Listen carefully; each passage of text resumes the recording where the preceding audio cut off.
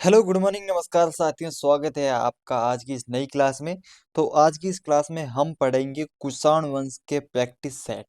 कुषाण वंश के पहले हम थोड़ी बहुत जो थ्योरी है वो देखेंगे। कुषाण वंश के अलावा हम इसमें शक को कर्ण सातवाहन ये वंश भी हम साथ में पढ़ेंगे, क्योंकि इनके एग्जाम में क्वेश्चन तो रेयर क्वेश्चन मिलते हैं, लेकिन जिस दिन एग्जाम में क्वेश्चन मिलता है तो एक अच्छा क्वेश्चन मिलता है। बाकी अच्छे क्वेश्चन आपके कुषाण वंश में से एक आधा क्वेश्चन तो मिल ही जाता है। तो दोस्तों इसके हम लगभग 70 से 80 क्वेश्चन है इस टॉपिक के हम सॉल्व करेंगे। यहाँ पे 100 है, गलत टाइप हो गया। तो दोस्तों पहले हम देख लेते हैं कि हमारे कौन कौन से टॉपिक हो गए। तो देखो, प्राचीन भारत के इतिहास में हमने इस टॉपिक इन इन सभी टॉपिक के बारे में हमने बात की थी कि हम हड़प्पा सभ्यता है, हमारा पहला हड़प्पा सभ्यता, ये सिंधु सभ्यता ये हो गया। दूसरा है वैदिक संस्कृति, ये हो गया। महाजनपद काल हो गया, जैन और बौद्ध धर्म हो गया, मौर्य काल।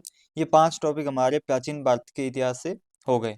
अब हम पढ़ेंगे मौर्य, उत्तर और पूर्व गुप्त काल यानी कि कुषाण वंश। इनके बीच में था कुषाण वंश।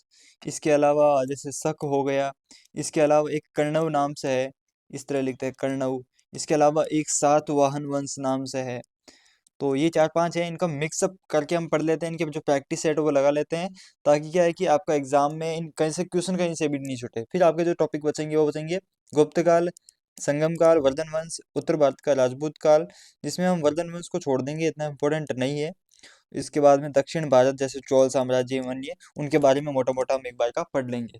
तो दोस्तों शुरू करते हैं आज का वीडियो। और बाकी जो साथी नए हैं उनको ये बताना चाहता हूँ कि हम क्या कर रहे हैं कि जो हमारी हिस्ट्री है ना, आपके हिस्ट्री का कोई भी सब्जेक्ट, जीके के सभी सब्जेक्ट के सभी टॉपिक की प्रैक्टिस सेट मैं आपको करवा रहा हूँ। अभी हमारी हिस्ट्री चली है, पहले हिस्ट्री के सारे टॉपिक की प्रैक्टिस सेट करवाऊंगा, उसके बाद में कोई दूसरी सब्जेक्ट उठाएंगे। और इसके अलावा अपने वीक में एक अपना मॉक टेस्ट भी आ रहा है, और वीकली टारगेट भी हमारे चल रहे हैं, जो कि मैं अपने व्हाट्सएप ग्रुप में भी डाल देता हूँ, और हर संडे को वीडियो डाल देता हूँ। फिर आपको एक सप्ताह में वो पूरे टारगेट पूरे करने होते हैं, और उन सभी की पीडीएफ है वो मैं अपने टेलीग्राम में और व्हाट्सएप में डाल देता हूँ। तो दोस्तों शुरू करते हैं आज का वीडियो। तो दोस्तों ये है हमारे मौर्य साम्राज्य का आखिरी लाइन। यहाँ तक हमने, जैसे ये किताब है किरण पब्लिकेशन की, किरण पब्लिकेशन की जो बुक आती है थ्योरी की है। जैसे लूसेंट की, जिसके पास लूसेंट है और लूसेंट का इसका मैटर एकदम सेम है, एज इट इज लाइन है, कोई चेंज नहीं है। तो लूसेंट है तो आप उसमें से भी देख सकते हो। बाकी किरण वाली बुक है थ्योरी वाली, बहुत अच्छी बुक है, आप लोग भी ये लो बुक ले सकते हो। तो देखो, इसमें सुंग, कर्णव और सातवाहन वंश, इसके बाद में आएगा कुषाण, वो हम पढ़ेंगे। तो देखो, मौर्य वंश के बाद सुंग वंश ने राज्य स्थापित किया था। मौर्य से पहले कौन था? मौर्य से पहले था नंद वंश। मौर्य के बाद कौन, नंद के बाद कौन आया था? मौर्य। पुष्यमित्र शुंग मौर्यों का सेनापति था। पुष्यमित्र शुंग जो कि मौर्यों का सेनापति था, उसी ने फिर विश्वासघात करके नए शुंग वंश की स्थापना की थी। अब देखो, पहली लाइन है मौर्य वंश के अंतिम शासक बृहदर्थ की हत्या, यानी एक लाइन ये निकल गई, ये क्वेश्चन ये बन गया। मौर्य वंश का अंतिम शासक कौन था? बृहदर्थ। उसकी हत्या किसने की थी? पुष्यमित्र शुंग ने। यानी इसका संस्थापक कौन हो गया शुंग वंश का? पुष्यमित्र शुंग। अब बताओ, मौर्य वंश का जो पहला शासक कौन था? उसने किस वंश के शासक को हरा के मौर्य वंश की स्थापना की थी? ये आपको नीचे कमेंट करना है। अगली लाइन है शुंग वंश का संस्थापक पुष्यमित्र शुंग था। 184 ईसा पूर्व में शुंग वंश की स्थापना की थी। दोस्तों यार, मुझे इतना पढ़ाने का नॉलेज नहीं है, तो कभी कभार मैं बोलने में क्या अटक जाता हूँ, तो यार आप लोग थोड़ा ऐसे मैनेज कर लेना। पुष्यमित्र शुंग ब्राह्मण धर्म का उपासक और संरक्षक था, इतनी इंपॉर्टेंट नहीं है। अगला ये इंपॉर्टेंट है लाइन, पुष्यमित्र शुंग के 2 बार अश्वमेध यज्ञ करने की पुष्टि पतंजलि के महाभाष्य से होती है। अब देखो, पतंजलि का महाभाष्य, यानी महाभाष्य किसने लिखा था? पतंजलि ने। पीएम पीएम नरेंद्र मोदी के साथ में पतंजलि का एक बाबा रामदेव का नाम सुना होगा। बाबा रामदेव हमेशा मोदी जी के साथ रहते हैं, और मोदी जी का काम होता है महाभाषण देना। तो इस तरह याद कर लो ट्रिक लगा के। इंडो यूनानी शासक मिनांडर ने पुष्यमित्र शुंग को हराया था, ये भी इतना इंपॉर्टेंट नहीं है। शुंग शासकों की राजधानी विदिशा थी, ये थोड़ी ढंग की लाइन है, ये थोड़ी दिमाग भी इसको घुसा लो। अगला है, ये है ढंग की लाइन। शुंग वंश के जो काल है उसमें पहली स्मृति ग्रंथ यानी कि मनुस्मृति की रचना की गई थी। मनुस्मृति की रचना किसने की थी? नीचे कमेंट करना है। मनुस्मृति की रचना किसने की, कमेंट कर दो। और कालिदास की मालविकाग्निमित्रम, यानी कालिदास की एक रचना है मालविकाग्निमित्रम। इसके अलावा जो ढंग की लाइन है वो ये है, पुष्यमित्र सुंग को कलिंग राजा खारवेल ने पराजित किया था। जब भी आप लोग लूसेंट या कोई भी बुक पढ़ते हो, तो जो ढंग की आपको लाइन लगे ना कि हाँ ये एग्जाम में आ सकती है, जिसमें कुछ दम हो जैसे लाइन में, तो उसको आप ऐसा हाईलाइट कर लिया करो, फिर एग्जाम टाइम में वही पढ़ो। अगला है जैसे पाणिनि की अष्टाध्यायी, यानी पाणिनि की अष्टाध्यायी। अष्टाध्यायी रचना किसकी है, पाणिनि की, पर पतंजलि ने महाभाष्य लिखा। यानी पतंजलि की रचना क्या है, महाभाष्य, पाणिनि की क्या, अष्टाध्यायी। दो क्वेश्चन ये बन गए। और कई बार एग्जाम में क्वेश्चन आता है, बरहूत और सांची के स्तूपों का पुनर्निर्माण किस काल में हुआ था, तो ये हुआ था सुंग वंश, सुंग काल में। और सुंग वंश के अंतिम शासक कौन थे, पहला कौन था, बृहदर्थ। बृहदर्थ क्या, पुष्यभूति सुंग, उसने किसको हराया था, मौर्य काल के अंतिम शासक बृहदर्थ को। तो पुष्यभूति सुंग हो गया, और अंतिम शासक है अपना देवभूति। और देवभूति को उसके अमात्य यानी वासुदेव ने 73 ईसा पूर्व में हत्या करके कण्व वंश की स्थापना हुई। अब देखो, पहले सुंग वंश का अंतिम शासक कौन हो गया, देवभूति। इसकी हत्या किसने की थी, वासुदेव ने। अब वासुदेव ने किस वंश की स्थापना कर ली, कण्व वंश की इसने स्थापना कर ली। तो इसका संस्थापक कौन हो गया, कण्व का, वासुदेव। इस तरह एक चेन बना के याद करो, जब भी दिमाग में है ना पूरा याद कर लो ऊपर से नीचे तक का। अगला आ गया अपना, अगली लाइन है, सुषमा सुशर्मा कण्व वंश का अंतिम शासक है, जिसकी हत्या सातवाहन नरेश सिमुक ने की थी। अब देखो, सबसे पहले याद रखो, सुंग वंश का अ, अ, सुंग वंश की स्थापना किसने की थी, पुष्यभूति संघ ने। फिर इसका अंतिम शासक कौन था, देवभूति, जो कि सुंग वंश का अंतिम शासक था। देवभूति की हत्या किसने कर दी थी, वासुदेव ने। वासुदेव जी ने हत्या कर दी देवभूति की, और किस वंश की स्थापना की, कर्णव वंश की स्थापना की। अब कर्णव वंश का एक अंतिम शासक बना कौन, सुशर्मा। ऐसे लिख लिया करो इनको, कहीं ना साइड में लिख लिया करो, सुशर्मा कर्णव वंश का अंतिम शासक का। उसकी हत्या किसने कर दी थी, सातवाहन वंश के, सातवाहन नरेश कौन था, सिमुक। क्योंकि इनमें एग्जाम में बस यही क्वेश्चन पूछे जाते हैं भाई, जैसे कि सातवाहन वंश की स्थापना किसने की थी, कण्व वंश का अंतिम शासक कौन था, उसकी स्थापना किसने की थी। तो बस ऐसे याद कर लो, पुष्यभूति शुंग लिख लो, फिर ये अपने देवभूति लिख लो, वासुदेव लिख लो, और सुशर्मा लिख लो। इसके बाद सिमुक लिख लो। पुष्यभूति शुंग कौन था, जिसने शुंग वंश की स्थापना की थी। और देवभूति है वो अंतिम शासक था, जिसको वासुदेव ने मार दिया था, और उसने किस वंश की स्थापना की, कण्व वंश की। फिर इसको मार के, फिर वासुदेव के बाद सुशर्मा, जो कि कण्व वंश का अंतिम शासक था, जो कि मारा गया किसके द्वारा, सिमुक के द्वारा। और अब देखो, सातवाहन वंश की जो स्थापना सिमुक के द्वारा हो गई, अब इसका भी एक अंतिम शासक होगा, उसकी भी कोई हत्या करेगा।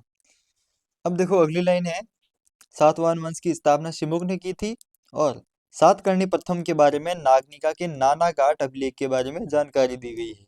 ये भी जरा इंपॉर्टेंट लाइन है।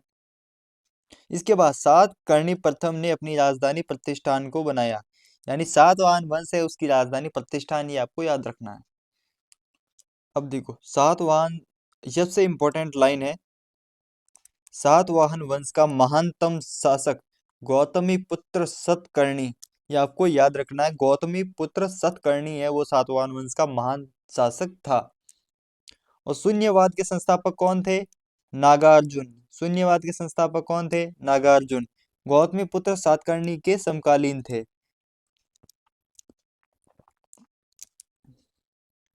और ये भी याद रखो, सातवाहन, से याद रखो, सी से सा से, सातवाहनों ने अधिकांशतः शीशे के सिक्के चलाए थे। और इसके अलावा सातवाहन काल में चांदी एवं तांबे के सिक्कों का प्रयोग होता था, जिसे एक काशार्पण कहा जाता था। अब देखो, एक लाइन है मोस्ट इंपोर्टेंट, मान के चलो मोस्ट इंपोर्टेंट, एग्जाम में 100% आपके किसी ना किसी 4-5 शिफ्ट में आपको देखने को मिल जाएगी, 1000% लिख लो।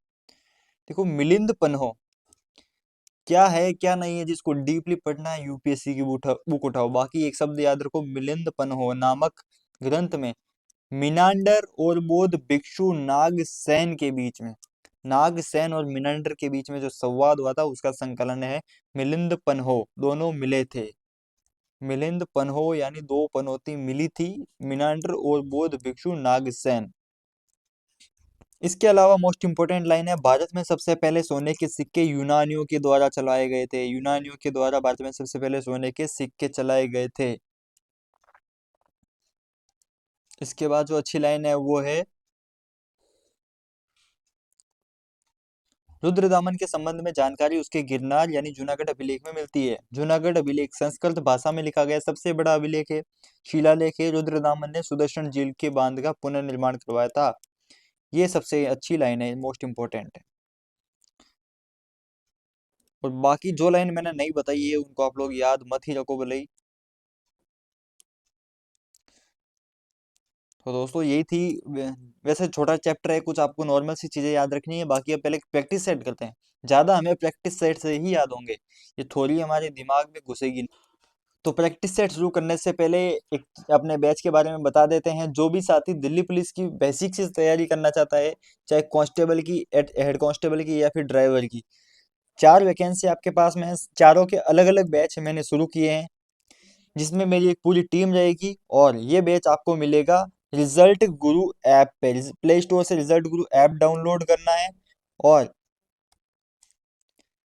जो चारों बैच हैं वो आपको 1199 रुपये में मिलेंगे। कांस्टेबल और ड्राइवर का मिलेगा आपको 1199 में। इसके अलावा हेड कांस्टेबल और मतलब एसीएम और एडब्ल्यूटीपीओ को आपको मिलेगा लगभग 1500 रुपये में। तो आपको उसमें कूपन कोड यूज करना है अमित50, जिससे कि आपको उसमें 50% का ऑफ मिल जाएगा। तो रिजल्ट गुरु ऐप डाउनलोड करो, वहां से फिर ये आप लोग कोर्स ले सकते हो। और बाकी कोर्स से रिलेटेड कोई भी क्वेरी हो तो इस नंबर पे आप लोग कॉल करके पूरी जानकारी ले सकते हो, और इसकी डिटेल में नीचे डिस्क्रिप्शन में डाल दूंगा। तो दोस्तों शुरू करते हैं आज की राम कहानी। 1 मिनट, ठीक है। पहला है क्वेश्चन नंबर एक, मौर्य उत्तर और पूर्व गुप्त काल। इसकी डेट भी याद रखो, 185 से लगा के 300 ईसा पूर्व। अब देखो यहाँ पे सबसे बड़ा चेंज होता है, 185 ईसा पूर्व से लगा के 319 ईस्वी। यानी देखो ईसा पूर्व से तो 185 वहां से जीरो आया, फिर जीरो से स्टार्ट हुआ वापस, फिर ये 319 तक। ऐसे आप लोगों को पता होना चाहिए। पहला है क्वेश्चन नंबर एक, अंतिम मौर्य सम्राट यानी वृहदर्थ की हत्या किसने की थी? किसने सुंग अंतिम मौर्य सम्राट वृहदर्थ की हत्या कर किसने सुंग वंश की स्थापना 185 ईस्वी पूर्व में की थी? तो वो कौन था? सुंग वंश की स्थापना की थी पुष्यमित्र शुंग ने। पुष्यमित्र शुंग ने वृहदर्थ की हत्या करके सुंग वंश की स्थापना की थी। और इसका अंतिम शासक कौन था? इसका अंतिम शासक था देवभूति। अब देवभूति की हत्या किसने की थी? वासुदेव ने हत्या की थी देवभूति की। और किस वंश की स्थापना की? कर्णव वंश की स्थापना की। कर्णव वंश का अंतिम शासक कौन था? सुशर्मा। सुशर्मा की हत्या किसने की थी? सातवाहन वंश नरेश शिमुक ने वो सातवाहन वंश की स्थापना की। अगला क्वेश्चन नंबर 2, पुष्यमित्र शुंग मौर्य सम्राट वृहदर्थ की राजकीय सेना में किस पद पर आसीन था? यानी वृहदर्थ की सेना में काम करता था, किस पद पे था? तो option number A right answer है, सेनापति था। पुष्यमित्र शुंग सेनापति था, इसी वजह से उसने फायदा उठा के वृहदर्थ की हत्या कर दी और शुंग वंश की स्थापना। अब देखो कर्णव वंश की स्थापना की वंश का स्थापना किसने की या फिर उसका संस्थापक कौन था? अब मैंने आपको बताया कर्णव वंश का संस्थापक कौन हो सकता है? जिसने शुंग वंश के अंतिम शासक को मारा। अंतिम शासक कौन था? देवभूति। देवभूति को किसने मारा था? वासुदेव ने। तो फिर इसका संस्थापक कौन हो गया? वासुदेव ने कर्णव वंश की स्थापना की थी। और इसका अंतिम शासक कौन था? सुशर्मा। सुशर्मा की हत्या किसने की थी? सिमुक के द्वारा सुशर्मा की हत्या की गई थी। क्वेश्चन नंबर 4, सातवाहन वंश का संस्थापक कौन था? उसके संस्थापक कौन था जिसने कण्व वंश के अंतिम शासक की हत्या की थी? कण्व वंश का अंतिम शासक था सुशर्मा, उसकी हत्या की थी सिमुक ने। तो ऑप्शन नंबर ए इसमें राइट आंसर है। उसका महानतम शासक कौन था? गौतमी पुत्री सतकर्णी। तो ऊपर के जो 4 क्वेश्चन थे इस चैप्टर के सबसे इंपॉर्टेंट क्वेश्चन थे। बाकी आगे की क्वेश्चन देखते हैं। क्वेश्चन नंबर 5, सातवाहनों ने पहले स्थानीय अधिकारियों के रूप में काम किया था। कहाँ पे किया था? नंदों के अधीन। नहीं, नंद तो यार मौर्य से भी पहले थे, तो ये हट गया।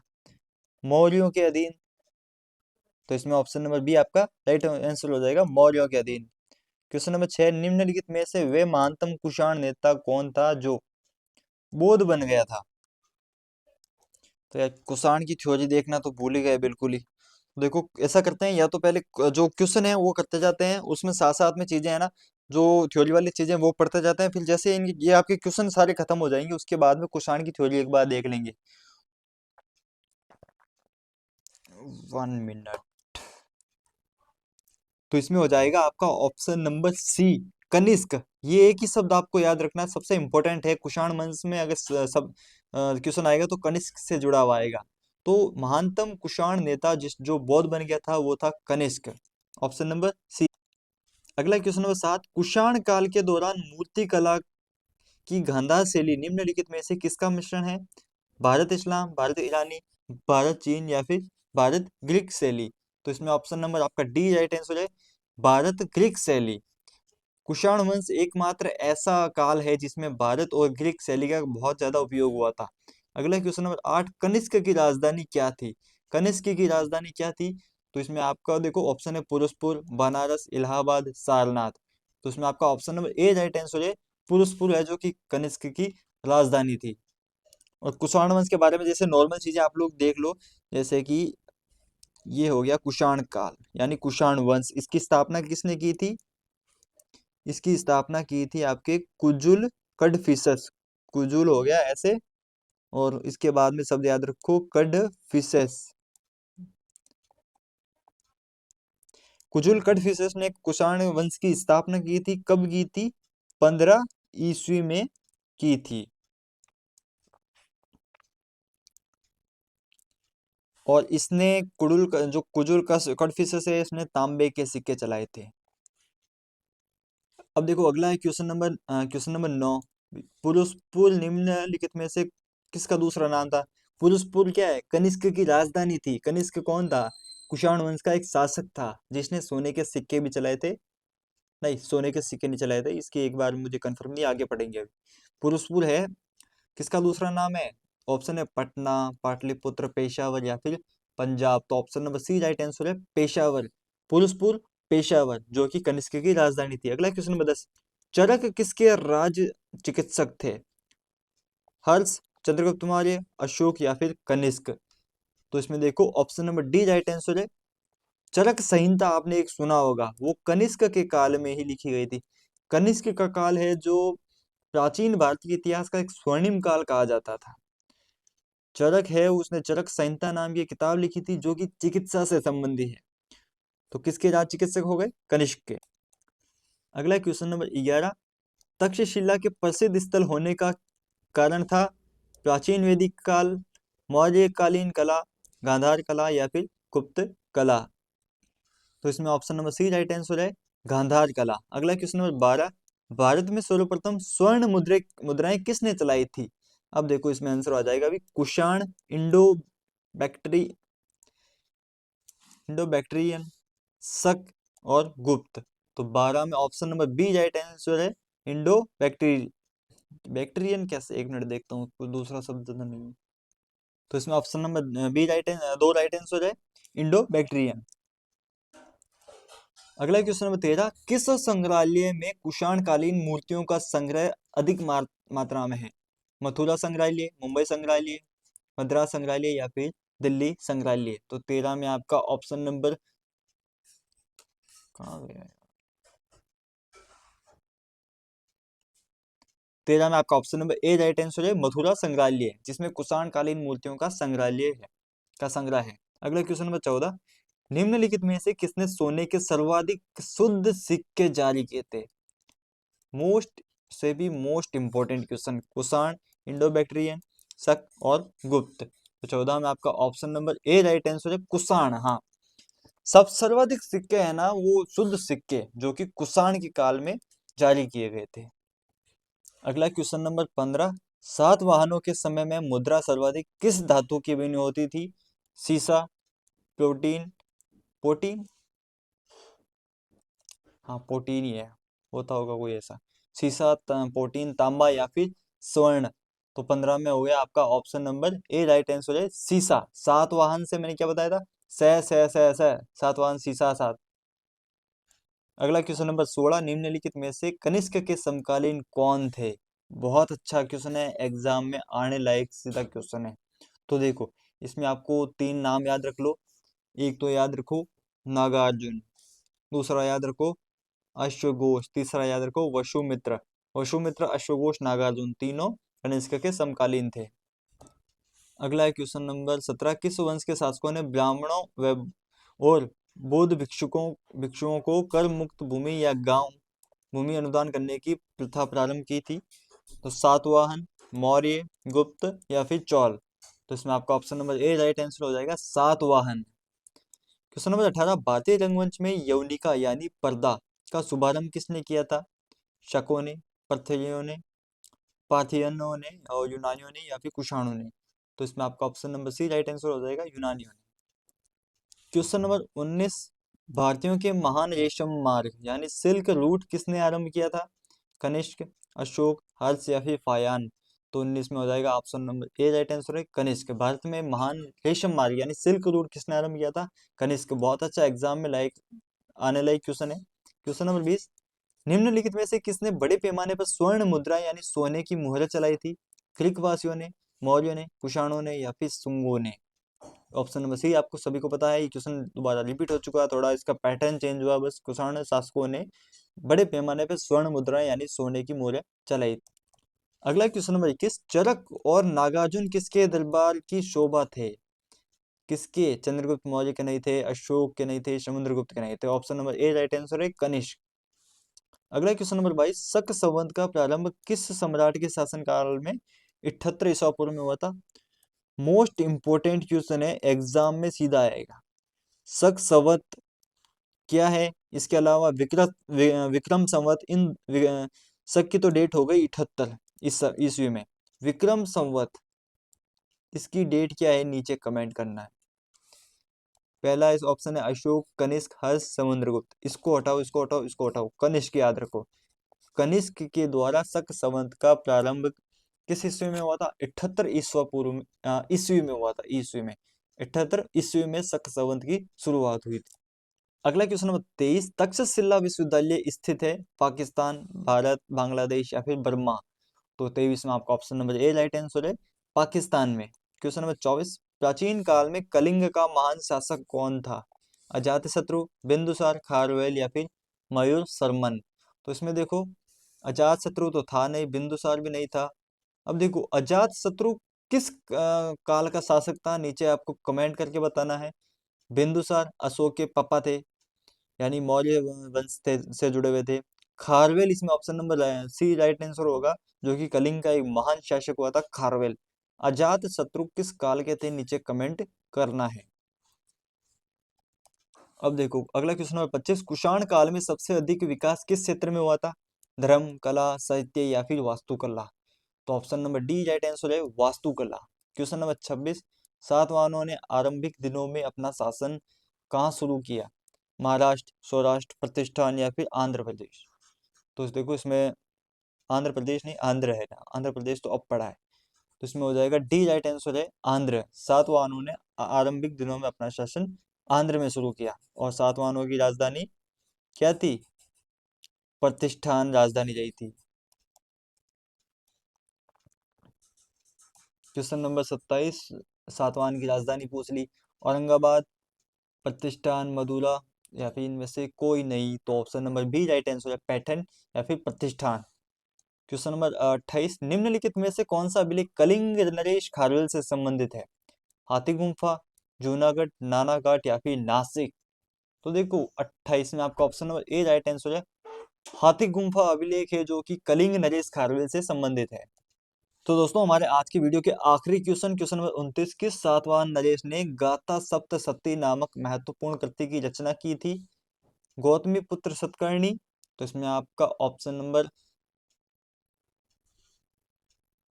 अच्छा इसमें अच्छा ये तो नाम है, किस सातवाहन नरेश ने गाथा सप्तशती नामक महत्वपूर्ण कृति की रचना की थी। तो देखो वशिष्ठ पुत्र पुलवामी, हाल, सिमुक। तो इसमें option number B C right answer है। हाल हाल ने इसकी रचना की थी। बाकी सिमुक कौन था जिसने सातवाहन वंश की स्थापना की थी। हमारा आज का आखिरी क्वेश्चन है, क्वेश्चन नंबर 30। सातवाहन शासकों की राजकीय भाषा क्या थी। बहुत अच्छा क्वेश्चन है। पाली, प्राकृत, संस्कृत या फिर इनमें से कोई नहीं। तो इसमें 30 नंबर में आपका option number B right answer है, प्राकृत। तो दोस्तों आज का हमारा वीडियो यही खत्म। बाकी कल मैं ना जो कुषाण वंश का जो थ्योरी है, जो अगर डंकी में एक बार देख लूंगा, डंकी हुई तो आपके सामने ले आऊंगा। वैसे ज्यादा कनिष्क का काल है, तो एक बार मैं ना उस पर नजर मार लेंगे 5 मिनट। उसके बाद में इसके 40 क्वेश्चन आपके और बचे हुए हैं, वो हम कल के वीडियो में डिस्कस करेंगे। बाकी तब तक के लिए गुड बाय, और मिलते हैं कल के वीडियो में।